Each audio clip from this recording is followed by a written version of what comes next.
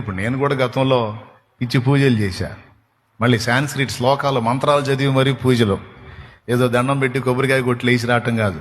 చక్కగా కూర్చొని ఎవరికి పూజ చేసినా సరే వాళ్ళ పుస్తకం తీసుకొచ్చి వాళ్ళ మంత్రాలు చదివి మొత్తం అయిపోయిన దాకా చేసేవాడు.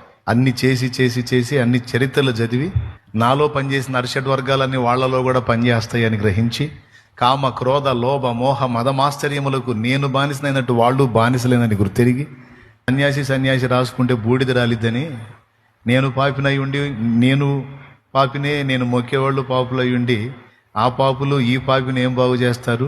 ఇప్పుడు ఆ పాపులకి ఈ పాపికి అందరు పాపులకి దిక్కేవరంటే యేసు కనపడ్డాడు.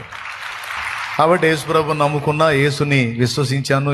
నేను పుట్టుక నుంచి యేసుప్రభుని ఎరిగినోడిని కాదు, కాబట్టి నన్ను నమ్మొచ్చు. యేసుకు మించిన దేవుడు లేడు. యేసే నిజమైన దేవుడు, యేసే పరిశుద్ధుడైన దేవుడు, యేసే ప్రేమగల దేవుడు, యేసే మన సృష్టికర్త అనడానికి యోగ్యుడు. యేసు అందరికీ